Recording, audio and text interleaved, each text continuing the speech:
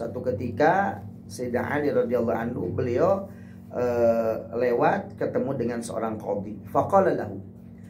Lalu Sayyidina Ali bertanya kepada qadhi ini, orang yang memutus hukum. Ata'rifun nasikha minal mansukhi? Apakah kamu tahu tentang ilmu nasikh mansukh? Nasikh itu yang menyalin, mansukh yang disalin. Jadi begini, hukum-hukum Allah Subhanahu wa taala yang diberikan kepada Nabi Muhammad itu kan step by step, sedikit-sedikit ya berjalan. Itu kadang-kadang ada hukum itu yang yang dihilangkan, dirobah, diganti, disalin. Seperti contoh misalkan orang yang ditinggalkan wafat, ya waladina tawaffawna minkum yadunna azwaja ya tarabasna bianfusina, ayat sebelumnya itu 1 tahun ya.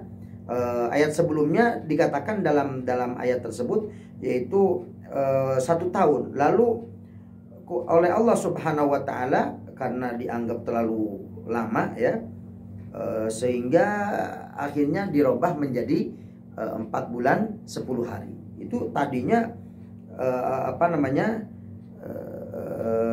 tahun tadinya. Lalu oleh Allah Subhanahu wa taala diganti menjadi 4 bulan 10 hari. Jadi ayatnya saya lupa untuk ayat yang 1 tahunnya itu ya, yang disalinnya, yang mansukhnya.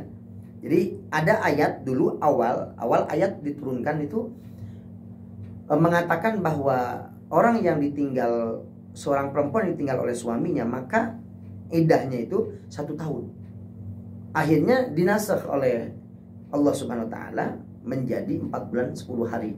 Akhirnya turun ayat walladzina yatawaffawna minkum wa yadharuna azwajan yatarabbasna bianfusina arba'ata asyhurin wa asyra, 4 bulan 10 hari. Atau misalkan contoh lain yang dinasakh, nasikh mansukh itu nanti ada dalam ilmu usul fikih ya. Dalam ilmu usul fikih ada babun nasikh wal mansukh. Ya bab nasikh. Contoh misalkan ketika hadis pertama Rasul mengatakan kuntu nahaitukum an ziyaratil kubur. Aku larang kalian untuk berziarah kubur. Setelah beberapa waktu kemudian Rasulullah mengatakan kuntu nahaitukum an ziyaratil kubur ala fazuruha fa innaha tudzakirul maut. Setelah itu Rasulullah justru memerintahkan untuk berziarah karena itu mengingat kematian. Berarti hukum yang pertama disalin, dihapus, dihilangkan, dimansuh.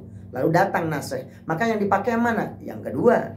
Seperti contoh lagi waktu itu kan sedang di perang lama sekali mereka tidak pada pulang. Akhirnya Rasulullah diizinkan oleh Allah SWT untuk mendisyariatkan namanya nikah mut'ah. Ya, nikah mut'ah, nikah kontrak. Hanya beberapa waktu saja. Setelah itu oleh Rasulullah SAW dinasakh, dihapus, disalin, dihilangkan, dan sehingga hukum nikah mut'ah sudah tidak ada lagi, sudah tidak diperbolehkan sampai saat ini. Karena apa? Karena terakhir yang disampaikan oleh Rasulullah adalah larangan untuk nikah mut'ah. Maka hadis-hadis yang sana itu, yang awal itu sudah dimansuh. Nah ini harus belajar masalah nasikh mansuh, karena kalau tidak nanti repot. Kayak mereka orang-orang Syiah, mereka mereka menganggap bahwa hadis-hadis mut'ah itu masih diperbolehkan. Mereka tidak paham tentang masalah nasikh mansuh. Nah, ini repot. Nanti selain nasikh mansuh ada juga bab di sana, ada bab ta'arudud dalilain. Ya, ketika di situ ada bertentangan antara 2 dalil, karena kadang-kadang Rasulullah kok mengatakan di sini A, di sini B, kayak bertentangan. Ini bagaimana? Maka di situ ada cara-caranya. Maka harus digabungkan dua-duanya jika memungkinkan, yaitu sehingga mana yang mutaqaddim, mana yang mutaakhir. Maka berarti yang mutaqaddim, kalau dua-duanya bisa dipakai maka dua dipakai. Yang satu kemana, hukum kemana, yang satu hukum kemana. Kalau tidak bisa maka dicari mana yang lebih duluan. Kalau tidak bisa lagi, tidak diketahui, maka mana yang lebih unggul. Kan begitu, ada cara-caranya dalam menentukan hukum. Nah ini, maka ketika itu ini contoh misalkan ada orang pemutus hukum sebagai seorang qadhi ditanya oleh Sayyidina Ali, ata'rifun nasikha minal mansukh? Apakah kamu tahu mana nasikh mana mansukh dalam Al-Qur'an atau dalam hadis Nabi? Qala la. Jawabannya enggak, saya enggak tahu. Wah, qala, Sayyidina Ali langsung mengatakan, halakta wa ahlakta, kamu celaka dan kamu mencelakakan orang. Kenapa? Karena mungkin kamu akan menjawab dengan Jawaban yang mana sebenarnya itu sudah dimansuh, sudah disalin, sudah dihapus, sudah dihilangkan, masih aja Anda pakai. Nah, ini kan kacau jadinya. Kalau orang menjawab tidak dengan ilmunya. Maka penting sekali bagi seorang qadhi, pemutus hukum, harus mengetahui tentang berbagai macam hal. Misalkan kayak di kita saja sebagai hakim agung, dia harus betul menguasai Undang-Undang Dasar 45 ya. Undang-Undang Dasar 45, undang-undang yang baru, undang-undang itu ini sebagainya, semuanya ada tentang KUHP juga harus tahu, terus tentang kelautan, lalu tentang kemaritiman ya, tentang berbagai macam hal itu harus mengetahui betul, karena dia akan memutuskan suatu permasalahan, satu hukum begitu.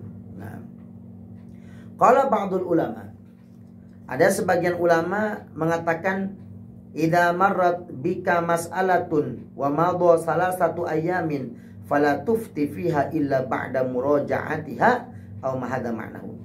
Dikatakan idza marrat bika mas'alatun, kalau misalkan kamu membaca kitab, melewati ada satu masalah dalam kitab yang kamu baca itu, ternyata wa madha salasatu ayyam, sudah lewat sampai 3 hari masih saja belum paham, maka fala tufti, jangan kau fatwakan masalah tersebut illa ba'da murajaatiha, terkecuali kalau kamu sudah memurojaahnya, mengulang-ulang ya. Jadi kalau ada satu masalah ya, dan sampai 3 hari kamu masih masih belum paham, atau bisa juga dikatakan begini, idza marat bika masalatun, kalau kamu membaca satu masalah wa madha satu ayam dan sudah lewat 3 hari, maka jangan kau fatwakan, kecuali kalau masalah-masalah yang ringan, enteng, Anda baca langsung paham. Tapi kalau tidak paham, maka biarkan dulu sampai berhari-hari, sampai betul-betul Anda paham betul. Ketika sudah paham betul, setelah dimurojaah, diulang-ulang, baru boleh Anda fatwakan. Seperti itu, tidak boleh sembarangan ya. Tidak boleh sembarangan untuk apa? Untuk menyampaikan atau untuk berfatwa, untuk menjawab. Kadang-kadang saya lihat di televisi, mohon maaf, ada sebagian pengisi gitu ya, asal di televisi. Orang yang tanya itu belum selesai nanyanya, udah dia jawab. Hebat ya. Kok bisa tahu pertanyaannya arahnya kemana? Wallah alam, mungkin udah settingan apa gimana. Jadi baru dia bilang begini, kalau disebutkan gayanya nanti ketahuan ya, jangan ya. Ketika dia bertanya bagaimana hukumnya, ini orang pembawa acara juga belum paham. Masyarakat yang jamaah di situ juga masih melongo dengerin apa penjelasan gimana. Ustadznya udah ya itu begini, hebat betul. Harusnya gimana, kita dengerin dulu sampai paham betul, karena al-fahmu nisful jawab. Faham itu separuh jawaban. Kalau kita sudah paham pertanyaannya, sudah ada gambarannya, maka baru kita nanti akan bisa jawab. Makanya kalau belum ada gambaran, jangan sembarangan jawab. Misalkan kita ditanya bagaimana hukumnya asuransi, wah asuransi yang bagaimana dulu, yang mana asuransi tentang apa, seperti apa prosesnya, atau ada misalkan begini, bagaimana hukumnya belanja barang pakai Shopee Pay Later misalkan kan ada ya. Itu bagaimana hukumnya, itu kita harus mempelajari dulu seperti apa program atau aturan-aturan dalam Shopee Pay Later, bagaimana aturannya, dia bagaimana aplikasinya, dalam prosesnya atau dalam perjalanannya, sistemnya, aturannya itu seperti apa dulu, nanti disesuaikan dengan fikihnya. Masuk kemana ini, apakah termasuk riba atau tidak, karena dia kan modenya meminjamkan kan, seperti itu. Nah itu seperti itu. Jadi tidak langsung jawab oh ya hukumnya boleh, itu kan cuman nanggung saja. Jadi dipinjemin dulu seperti apa, nanti kita bayarnya bagaimana, apakah nambah atau tidak, kan begitu. Tidak boleh sembarangan, harus betul-betul menguasai dulu bagaimana sistemnya Shopee Pay Later itu. Nanti setelah itu baru bisa diketahui tentang hukumnya, misalkan seperti itu. Atau dalam aplikasi-aplikasi yang lain ya, yang apa namanya mengandung pay letter ya. Pay letter. Karena banyak sekarang. Banyak ya, bukan itu saja ya, bukan yang orange saja. Jadi banyak yang lain-lain juga sama. Nah, itu tinggal nanti sistemnya bagaimana, seperti apa, sesuai dengan syariat atau tidak. Kalau sesuai ya boleh, kalau tidak sesuai maka hukumnya tidak diperbolehkan. Maka di sini kita harus ada gambaran dulu. Pertanyaannya seperti apa, bagaimana bisa difahami betul. Kalau sudah paham maksudnya bagaimana, sepaham dengan yang akan ditanyakan, baru di situ menjawab. Jadi jangan sampai mudah sekali di dalam di dalam menjawab masalah-masalah. Qala al-Imam Malik radhiyallahu anhu. Imam Malik itu beliau mengatakan gini, ma aftaitu. Ini sekelas Imam Malik loh ya. Imamul Madzhab, pendiri madzhab. Beliau mengatakan ma aftaitu hatta syahidali sab'una anni ahlun lidzalik. Beliau mengatakan saya tidak berani berfatwa, tidak berani menjawab masalah-masalah sampai ada saksi bagi saya 70 ulama mengatakan bahwa saya adalah memang cocok, ahli dan pantas untuk berfatwa. Saya tidak pernah berani untuk berfatwa sampai ada 70 ulama bersaksi untuk saya kalau saya layak untuk berfatwa, baru saya berani kata Imam Malik. Dan sekarang gimana Ustadz, kok berani menjawab? Kalau saya kan jawabannya sudah ada di para ulama sudah disebutkan. Jadi kita mah cuman ngambil aja, nukil. Kalau sekelas Imam Malik kan beliau belum ada jawabannya hasil ijtihad beliau. Jadi dari usaha beliau ijtihad, oh jawabannya begini. Kalau sekarang kan udah instan tuh, udah jadi semua bahwa hukum ini begini. Jadi kita tinggal nukil aja, gampang. Makanya kita beraninya bukan karena kita bisa beristihad, akan tetapi karena kita bisa memahami apa yang disampaikan oleh para ulama. Jadi kita hanya bukan berfatwa ya.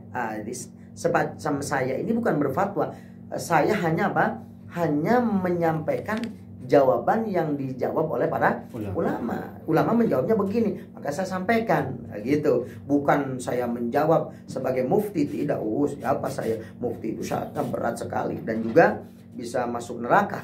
Kalau ini kan sudah tinggal menukis saja. Kata Imam Ibnu Hajar begini, kata Imam Nawawi begini, kata Imam Rafi'i begini, kata Imam Subki begini, kata Imam Romli begini, kata Imam Khatib Asy-Syirbini begini, kata Imam Syarazi begini. Nah, itu. Jadi kita hanya menukil dari para ulama-ulama saja, memindahkan apa yang disampaikan oleh beliau, bukan berarti saya berfatwa, tidak seperti itu. Nah, nanti kan kalau misalkan jawabannya salah kan sudah ada yang tanggung jawab, yaitu beliau-beliau yang memang ahlinya, seperti Imam Syafi'i, Imam Malik, Imam Hambali, Imam Hanafi. Semoga Allah Subhanahu wa taala menjadikan kita termasuk orang-orang yang dipermudah oleh Allah dalam memahami hukum-hukum syariat, sehingga menjadi orang yang dalam beribadah itu sesuai dengan perintah Allah, sesuai dengan aturan Allah Subhanahu wa taala. Amin ya rabbal alamin.